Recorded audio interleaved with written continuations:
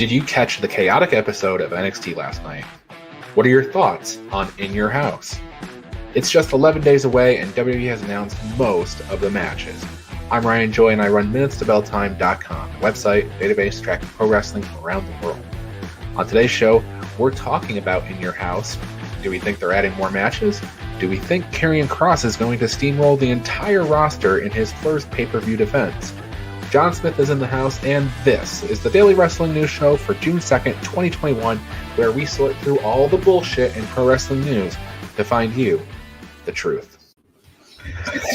All right, John, so NXT last night, a lot of news coming out of NXT. Good morning, sir.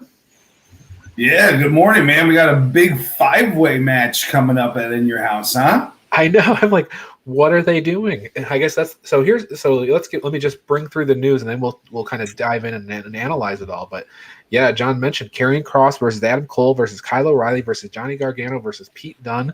That's going to be your main event on the June 13th In Your House. Also, we have LA Knight versus Cameron Grimes, and the graphic has Ted DiBiase in the middle. I don't think it's Ted DiBiase on a pole, but we'll get to that. Xia Li versus Mercedes Martinez, Raquel Gonzalez versus Ember Moon, and it looks like maybe Bronson Reed versus Santos Escobar. They haven't announced that, but it looks like all things are headed there. Plus, Todd Pettengill will be the host. So that is the lineup that we have so far. And John, let's kick around this Karrion Kross thing.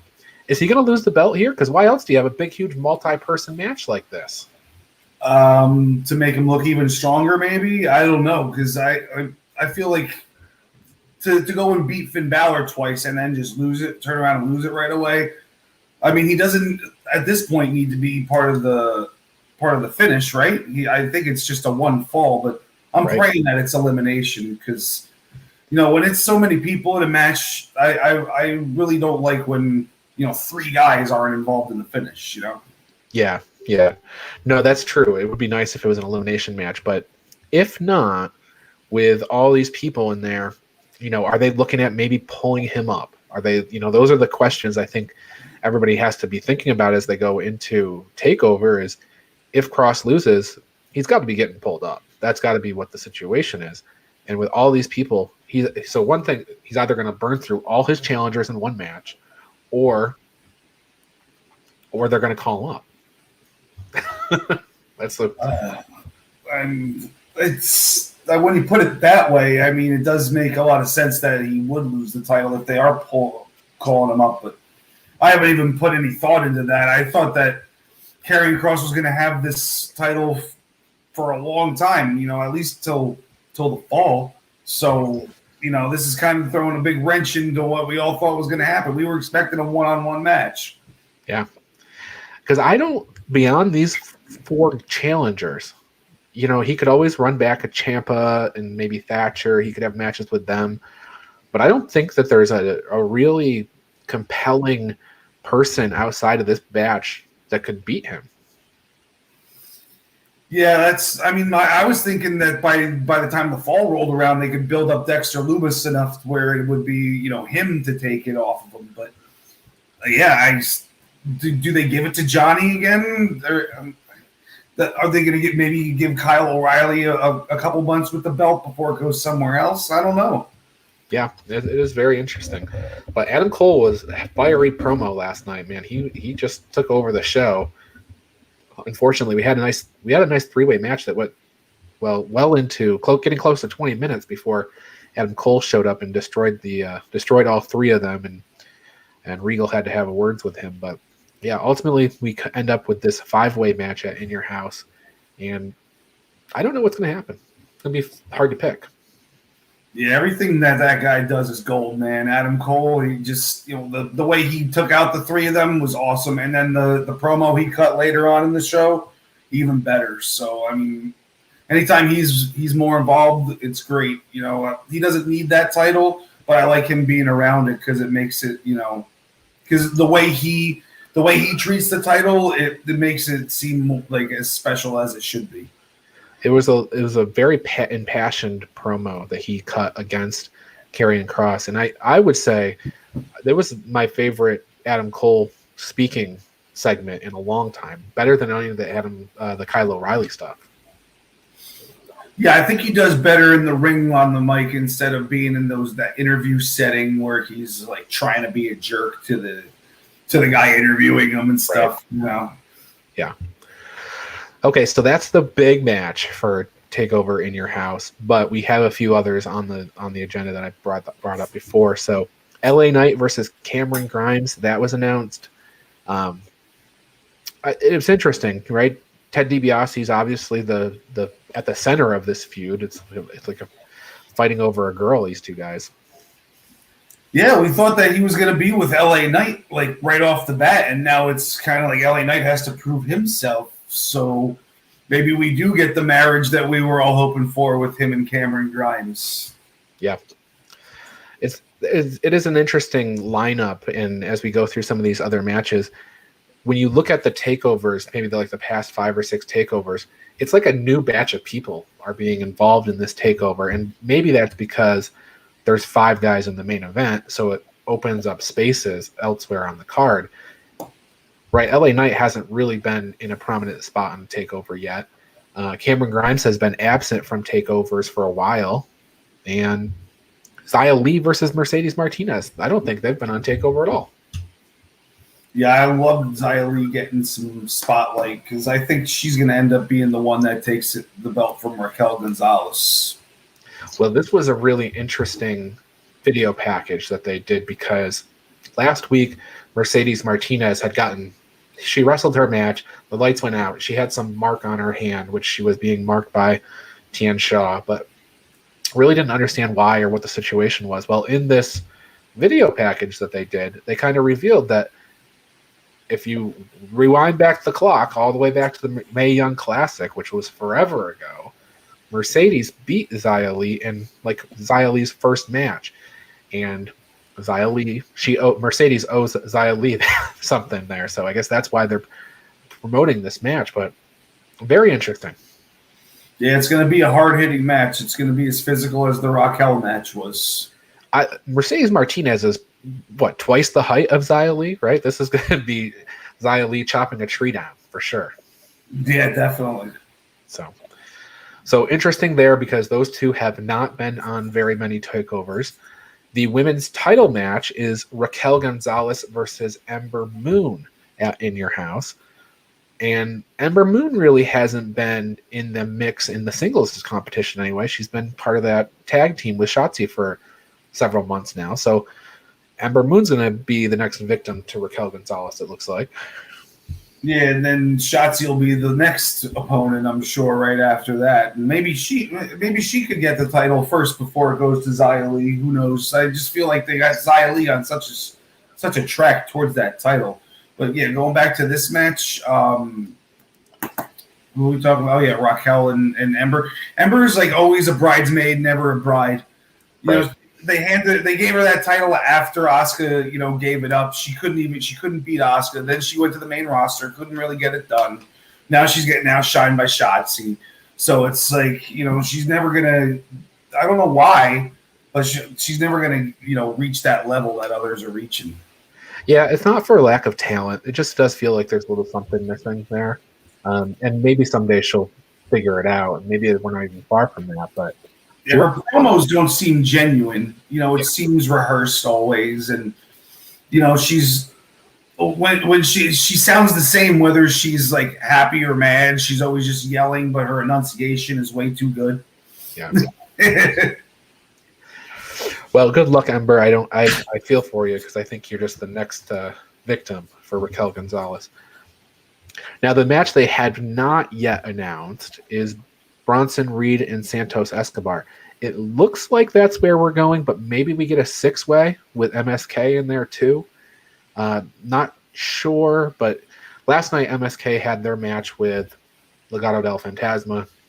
Santos Escobar tried to get involved. Bronson Reed took him out. This is going back, a couple of weeks. Santos and Bronson have had different interview segments where they got in each other's faces. So it looks like there is definitely a feud coming with Bronson Reed and Santos Escobar, but we also have MSK and Legado on the outside, so maybe it's a six-man tag. Maybe some of this happens before then.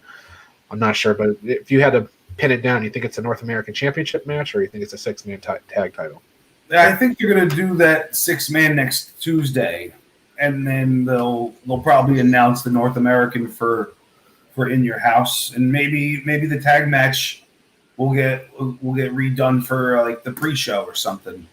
They'll have a do-over yesterday for the pre-show. So yeah, I mean, I'd like to see that Santos win that title. I don't know if they're going to take it off of Bronson Reed right after he won it, though. We'll see. Yeah, I don't think so. They made a huge deal out of Bronson Reed winning after 14 years or something like that. So unless they're planning on taking Santos and plugging him into North American spot so they can move Bronson up into the Karrion Kross revenge spot, right? Because Kross has already destroyed him once. So, yeah, or also Bronson Reed seems like a Vince kind of guy. So maybe they take the belt off him to have him move up to Raw or SmackDown. Yeah, that's possible too. And then the one thing they've definitely announced that we haven't talked about on the show yet, but Todd Pettengill will be the host of In Your House. That's, again, it's 11 days away now. So Todd Pettengill, that's spelled Pet-10-Gill, 3 words. That's going to be quite the blast from the past. That's a voice of our childhood right there, like right in the sweet spot of us being in like middle school. Yeah, absolutely. So, John, is there any, you're usually pretty good at putting these takeover cards together before Hunter does himself. Is there any other matches that you see kind of developing in the background that we're going to get to here? We typically only get 4 or 5 matches at a takeover.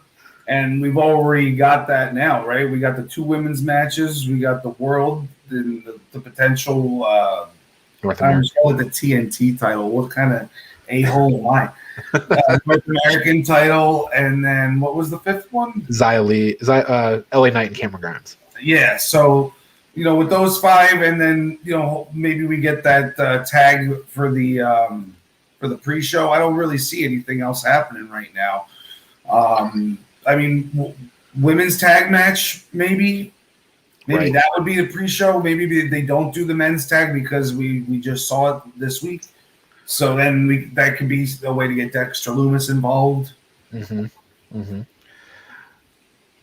Yes, and I was also thinking of Ciampa, Thatcher, and Grizzled Young Veterans. That doesn't seem to be completely done too, as sort of an outside chance there, but we'll see, I guess.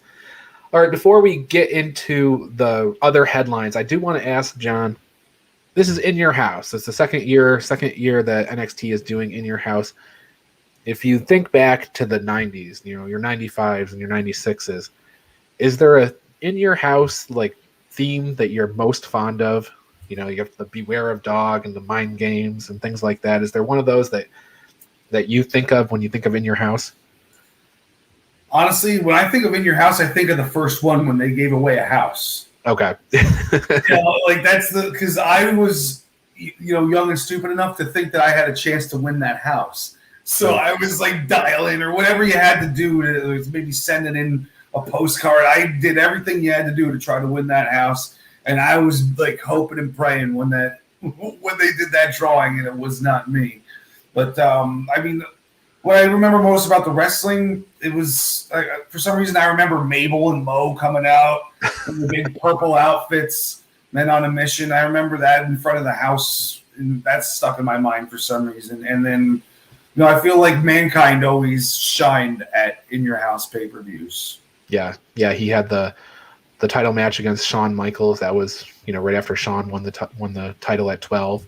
So.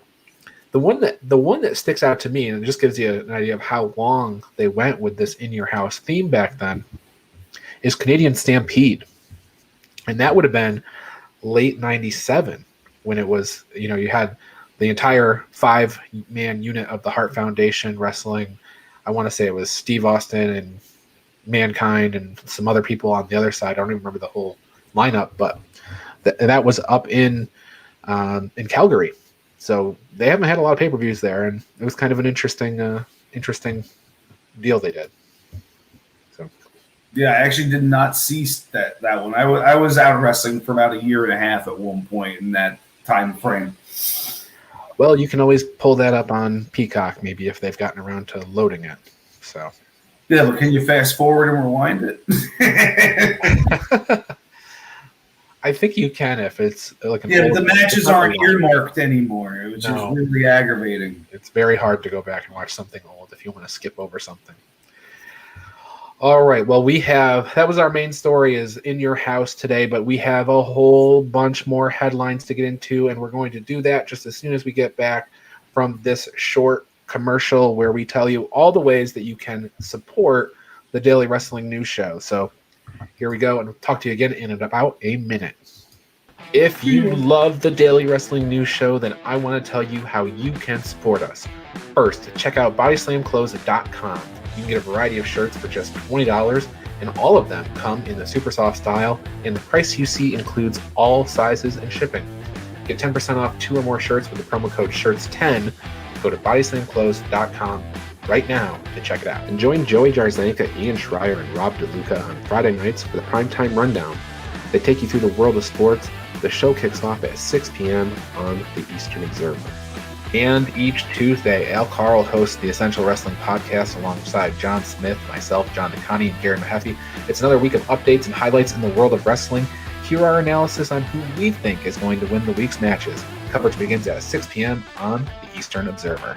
And Pro Wrestling Pick'em. It's a place where you can join or host a Pick'em League to test your predictive skills in the world of pro wrestling.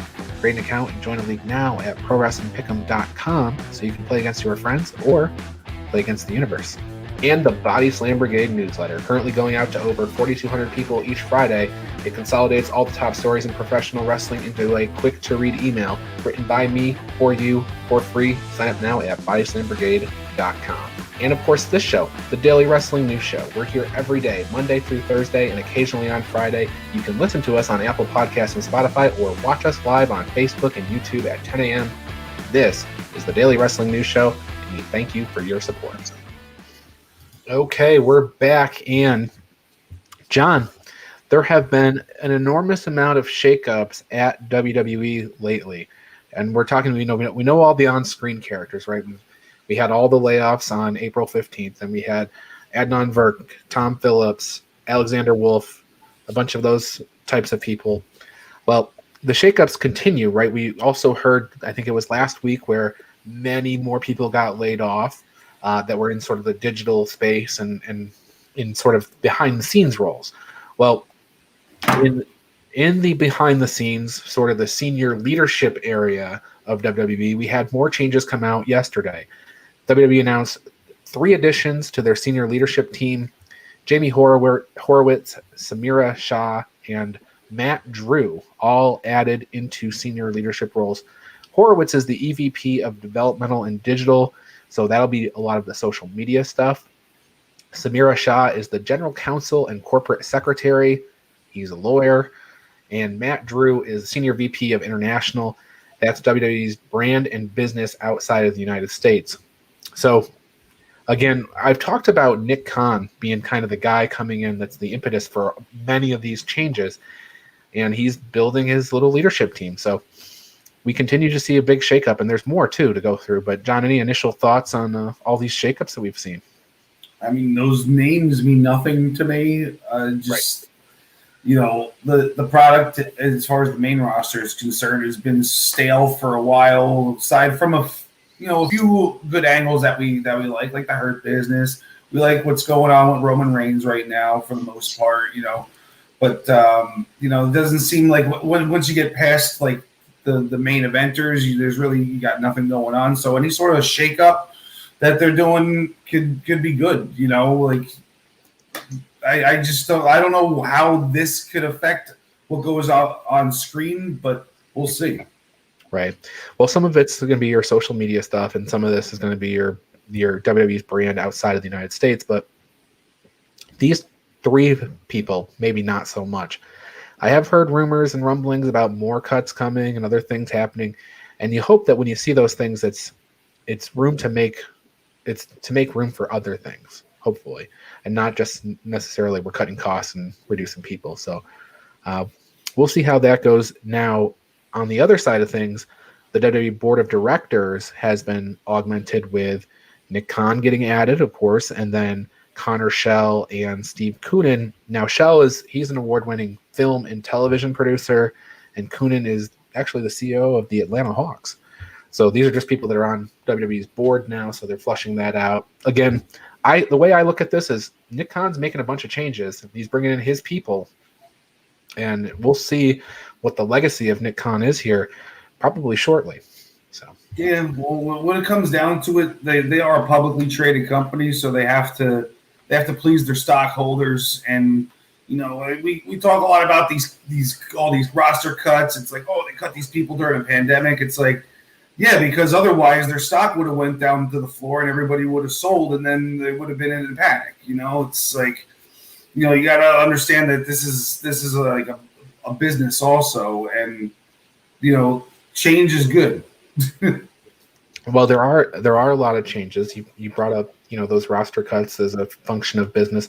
At the same time, the whole Peacock deal is also a huge business deal that was led by Nick Khan, and that injected $1 billion that they didn't have before into the company. So, like I said, we're going to see what Nick Khan's legacy is in short orders. Maybe the next financial statement release will know for sure, but the stockholders should get pleased if all these changes work out. So, yeah. All right. Well, yesterday, John, Travis and I spoke about commentary teams, and we kind of talked about what our favorite commentary teams were in light of all the various changes that are going on in the world. So, I'll put it to you to add to the conversation. Do you have a favorite commentary team in wrestling right now? In wrestling right now, no. I like hearing Pat McAfee's voice because he's different. All the main play-by-play guys, they all sound the same. I drown them out. I don't even listen to the commentary a lot of times because it's all just generic. Even like not just in WWE, across the board, it's all just generic play-by-play, and I'm usually doing something else at the same time, writing notes. So I'm not really listening, but. I like listening. I like hearing Pat McAfee, and Jim Ross is always nice to hear too, of course. All right, yeah, you're kind of in line with some of the things that we were saying yesterday too. Pat McAfee is a nice, refreshing voice in the morning. So, and in the morning, what am I saying? On Friday night. What do you want to tell us about your relationship with Pat McAfee, right? I don't know why I said that. I'm thinking about the morning show that we're doing here, I guess, and.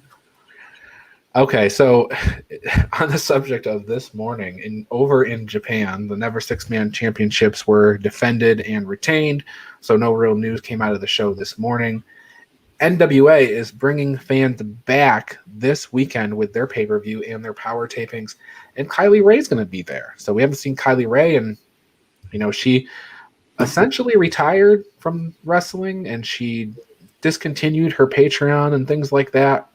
Last year when she had the issues that caused her to miss the Impact show where she was getting a shot at Deonna Purrazzo's Knockouts Championship. So apparently Kylie is healthy and ready to return, and so she's going to do that this weekend for NWA.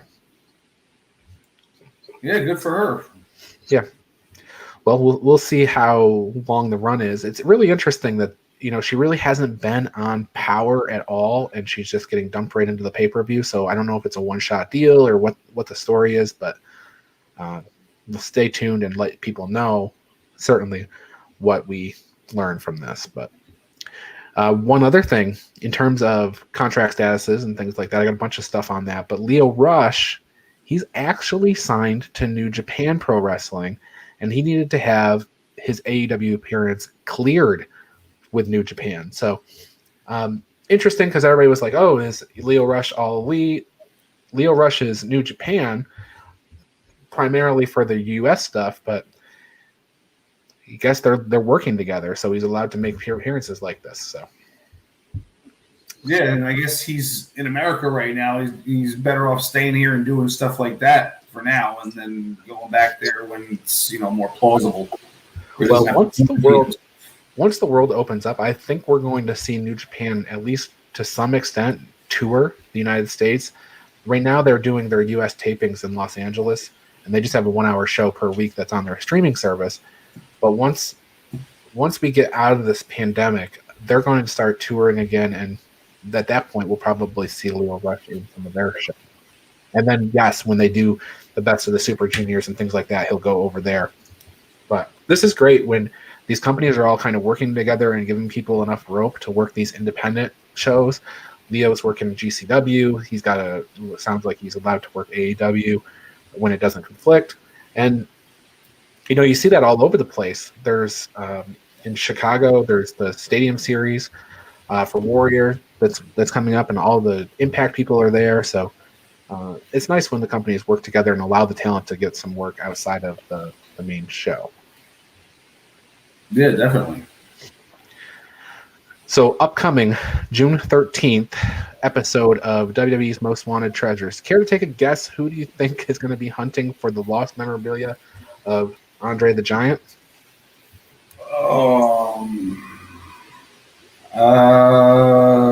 Somebody else very tall.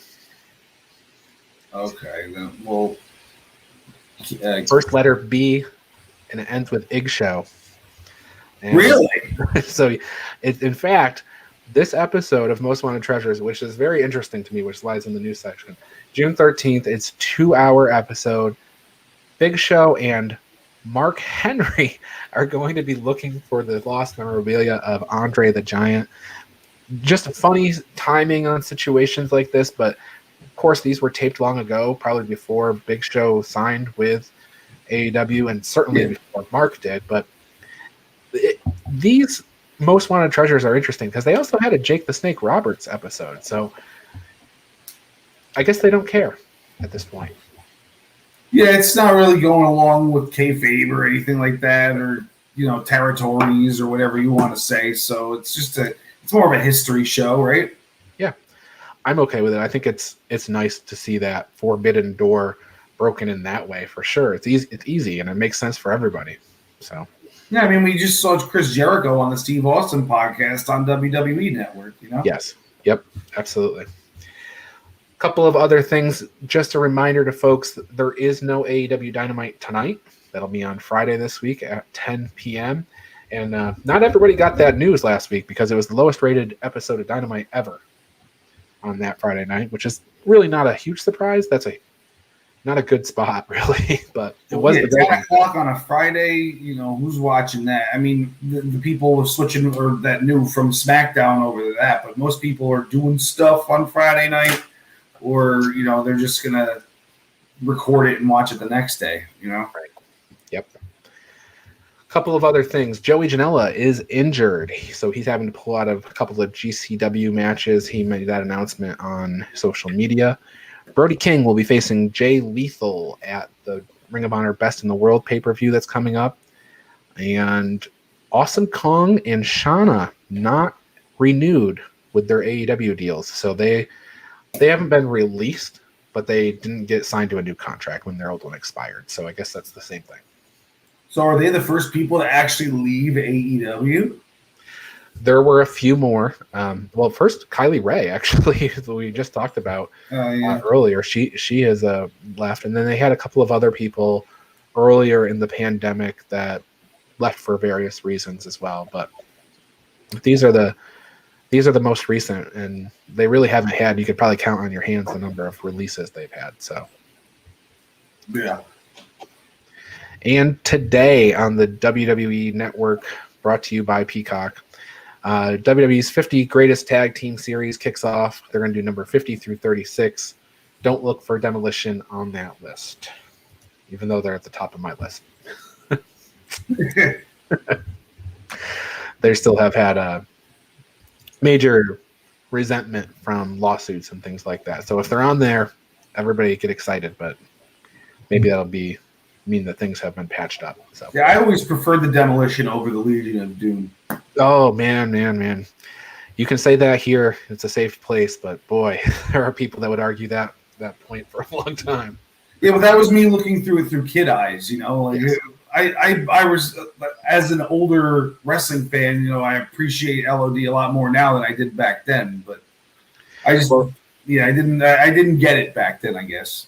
It's also regionally specific too, right? You are New Jersey guy. I was an upstate New York guy. So you and I, we got WWE programming on our television. We weren't watching Crockett and the territories where Legion of Doom, the Road Warriors made their mark. Right. before coming to WWE as Legion of Doom. When they got to WWE, us people that had tunnel vision on WWE, we saw them as a ripoff of Demolition, whereas people, from that were watching Legion of Doom for years, Road Warriors, saw it just the complete opposite. So, it's eyes, it's all perception. So. Well, Demolition's ring attire is a little questionable looking at it as an adult now. It's like all yes. All right, John, before we get out of here for the day, anything you want to tell the good people about, any advice to give them? I do have a word of advice for the people, and it's when buying furniture, don't go cheap. I bought a cheap desk from Target. It was like $100, nice big L-shaped desk to put my computer on and everything, and when I got it moved from house to house, the thing just collapsed, came apart. It was like particle board, that synthetic wood. You're better off wiping your crack with that. So spend the extra $150, get something made of wood or metal or even glass. Don't be buying anything made of particle board if it's bigger than an end table. There you go. It's one of those things where those things just don't keep up if you got to take them apart or move them. They're like one spot furniture. Yeah, if you ever want to move it, not even like move from house to house, like move it across the room, you're screwed. Yeah, you're making it's a risk. Yeah, you got to take it apart if you want to move it, and that was not not something I thought of. All right, well, thanks everybody for watching. Remember that you can watch us live on Facebook or YouTube, and you can subscribe to this on Apple Podcasts or Spotify to get the Daily Wrestling News Show each and every day. It's a great show to listen to on your commute home. Give us all the ratings and the 5 stars and all that stuff. It'll help. Like us, share us, that kind of thing. But for John, I'm Ryan, and we will see you tomorrow.